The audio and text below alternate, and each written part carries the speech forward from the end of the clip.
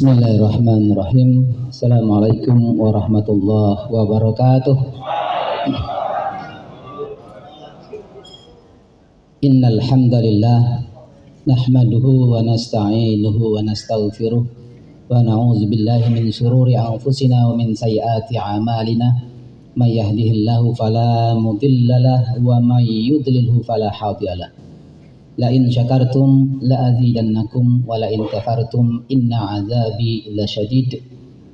La haula wa la quwwata illa billahil aliyyil azim. Amma ba'd.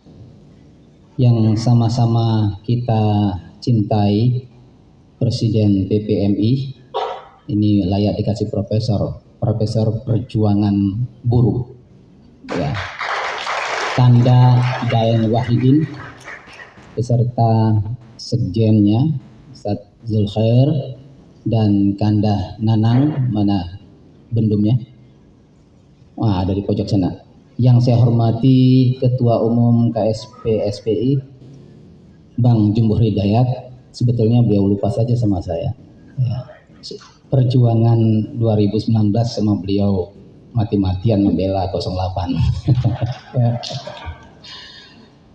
Yang saya hormati Kanda Muhammad Nur Lapong, Ketua Mahkamah Organisasi, dan ada Bunda Susi, anggota Dewan Penasihat, yang Dewan Pembina,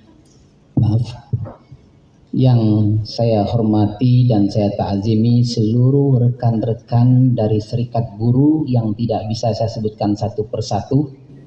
Ahlan wa sahlan bikudumikum, selamat datang di rumah besar PPMI yang ada di sini. Kami bangga kehadiran kawan-kawan semuanya. Yang saya hormati seluruh rekan-rekan buruh dari PW, DPC seluruh Indonesia. Mudah-mudahan hari ini hari bersejarah dan dicatat di Allah sebagai amal ibadah kita semua. Amin. Salam salam kita limpahkan pada junjungan kita besar Muhammad SAW, Nabi akhir zaman la Nabiya ba'dah. Rekan-rekan sekalian, kalau bicara PPMI itu ada satu hal yang berbeda, karena PPMI bicara Persaudaraan Pekerja Muslim Indonesia. Ketika bicara persaudaraan, kita diikat satu agama.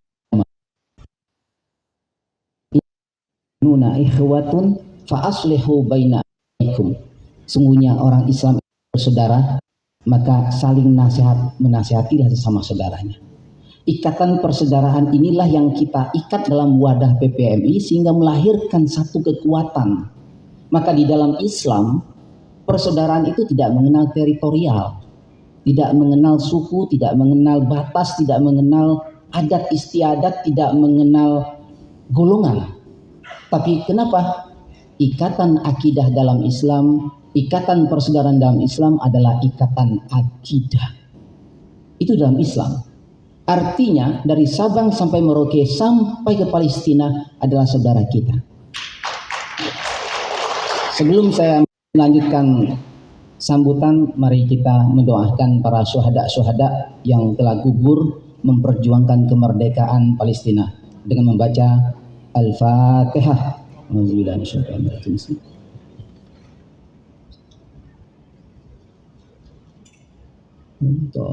Amin. Selesai. Oleh karena itu di PPMI ini ada satu poin yang berbeda. Kenapa? Rasulullah bersabda, al-mu'minu lil mu'min kal bunyan yashuddu ba'duhum ba'da. Orang mukmin satu dengan yang lain bagaikan bangunan, yashuddu, saling mengikat, ba'duhum ba'da. Artinya ketika saudara kita tertindas di Jawa Timur, kita juga merasa tertindas. Saatnya sekarang umat Islam dalam tanda kutip buruh tertindas. Semua kita harus merasakan sakitnya. Entah kata Bang Nur Lapo tadi ada kanan, ada kiri, ada tengah, tidak ada konotasi itu, tapi kita bersatu bahwa kita merasa satu badan dalam ketertindasan. Ini yang harus kita perjuangkan. Oleh karena itu saya tertarik dengan judul yang dikemas oleh panitia. Terima kasih nih panitia, luar biasa Mukernas pertama ini, implementasi gerakan politik buruh. Ketika kita bicara implementasi gerakan politik buruh, maka ada dua hal yang harus kita laksanakan dalam implementasi politik buruh. Pertama, kita harus menggolkan siapa itu namanya seorang pemimpin. Dan Rasulullah SAW meletakkan 7 hal golongan orang yang mendapatkan perlindungan hari kiamat. Pertama kali adalah seorang pemimpin. Kata Rasulullah, sab'atun yuzillumullahu fi zilli yawma la zillah illa zilluh. Ada 7 golongan yang akan mendapat perlindungan Allah pada hari kiamat. Salah satunya adalah imamun adilun, pemimpin yang adil. Dalam hal ini kita belum mendapatkan itu. Untuk menggapai pemimpin yang adil, buruh harus bangkit. Buruh harus memiliki satu sosok pemimpin nasional yang bersikap adil. Apa kriterianya? Pertama, harus cerdas intelektual. Jangan ada pemimpin yang pelangak-pelongok. Jangan ada pemimpin boneka yang dikendalikan, di remote. Ya. Tapi pemimpin yang cerdas intelektual yang memiliki visi misi, visioner, bicara bukan 10 tahun, tapi ratusan tahun ke depan sudah dibicarakan, sudah dibuat. Itu visioner. Kalau pemimpin cerdas intelektualnya berarti memiliki visi misi yang jelas. Dalam konteks buruh, visi misi yang mensejahterakan dan memiliki rasa keadilan. Ini yang harus kita lahirkan, seorang pemimpin nasional yang memiliki visioner, cerdas intelektualnya, bukan disetting, diremote, dikendalikan. Yang kedua, ternyata tidak cukup seorang pemimpin cerdas intelektual. Banyak pemimpin kita yang cerdas, anggota dewan rata-rata cerdas. Tapi di balik kecerdasan karena tidak cerdas spiritualnya jadi koruptor. Betul nggak? Maka butuh 2 syarat. Syarat kedua adalah kecerdasan spiritual. Harus dekat dengan Khalik, dekat dengan Allah. Pemimpin yang tidak dekat dengan Allah, jauh dengan Allah, maka bisa kita pastikan dia tidak akan berlaku adil. Karena dasar kepemimpinan Allah Rasulullah adalah sidik, amanah, tablik, dan totona. Di sini kita kekosongan.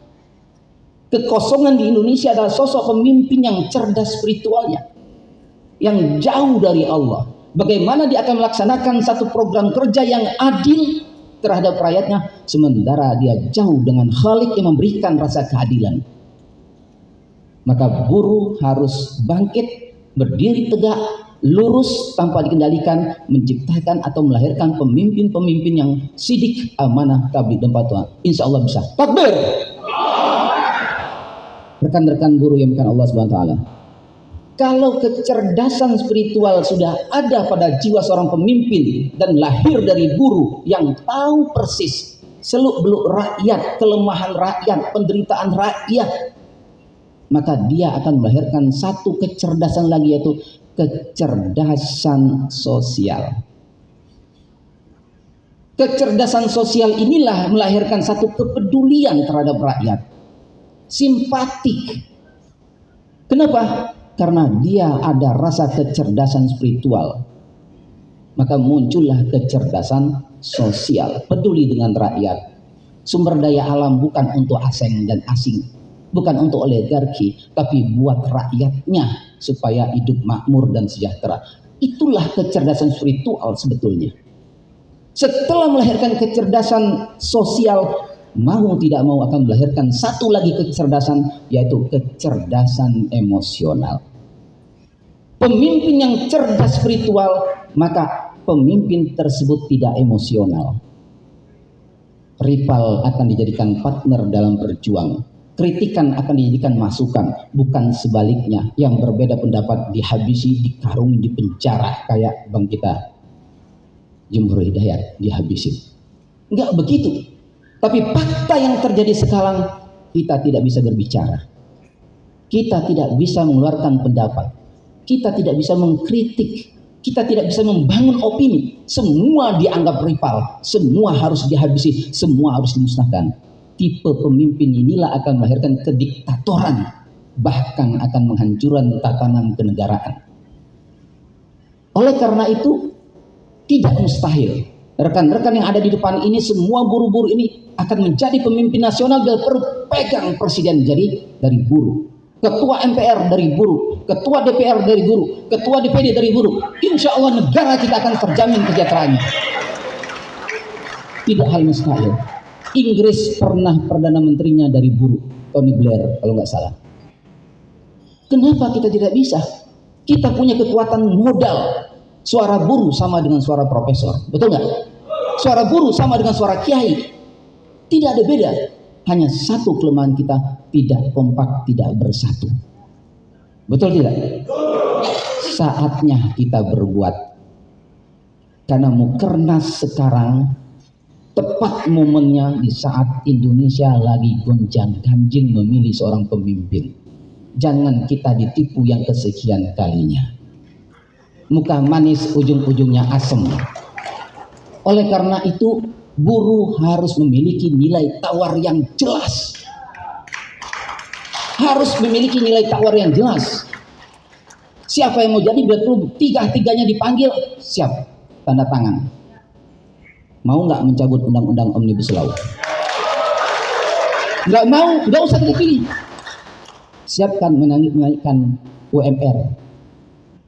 Jelas tawarannya. Kenapa? Ketika UMR itu dinaikkan, rakyat sejahtera, keamanan akan terjamin.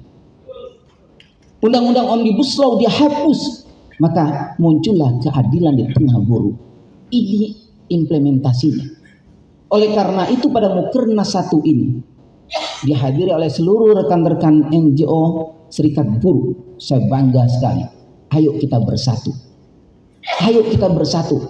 Kita rumuskan satu gagasan besar untuk bangsa ini supaya melahirkan pemimpin-pemimpin yang peduli dengan buruh khususnya. Dan bisa. Sangat bisa. Saya akan mengasihkan satu ilustrasi saja. Ya. Sekitar 10 tahun yang silam saya datang ke satu tambang emas di Indonesia. PT Newmont. Saya diundang ke sana melihat eksplorasi dan masuk pabriknya. Dan saya dinobatkan ketika itu juru tanya. Karena waktu itu 150 kiai yang diundang, yang termuda saya di saat itu. Saya tanya, Pak, gunung yang menjulang tinggi gundul itu apa? Dia bilang itu bukan gunung, tumpukan batu emas yang belum dikelola.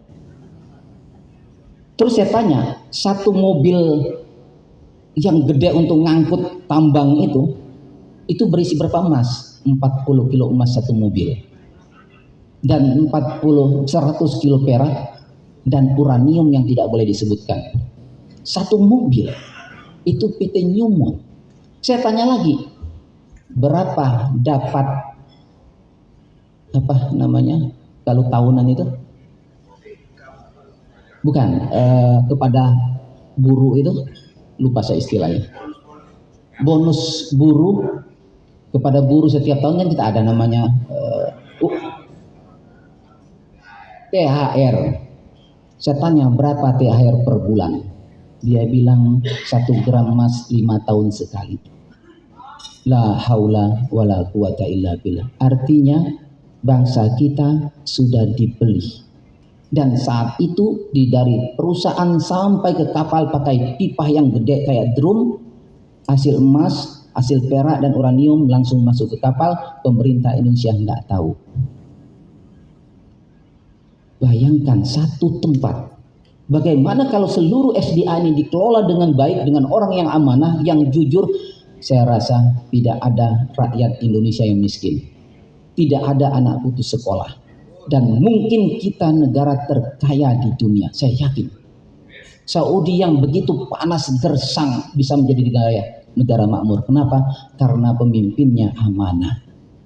Oleh karena itu rekan-rekan sekalian, kita semua satu napas, satu perjuangan, satu rasa, ayo kita bersatu. Kita bangkit, melahirkan satu gagasan besar, bila perlu kita melahirkan pemimpin-pemimpin yang betul-betul memperjuangkan hak buruh di Indonesia ini. Itu harapan saya. Mohon maaf, biasanya saya menggebu-gebu karena saya jam 11 tadi baru dioperasi kista di ginjal. Jadi saya paksakan datang di sini. Demi untuk perjuangan teman-teman sekalian. Mungkin ini saja harapan saya, mudah-mudahan kita semua tetap istiqomah, jangan ada dusta di antara kita. Bila itu Assalamualaikum warahmatullahi wabarakatuh.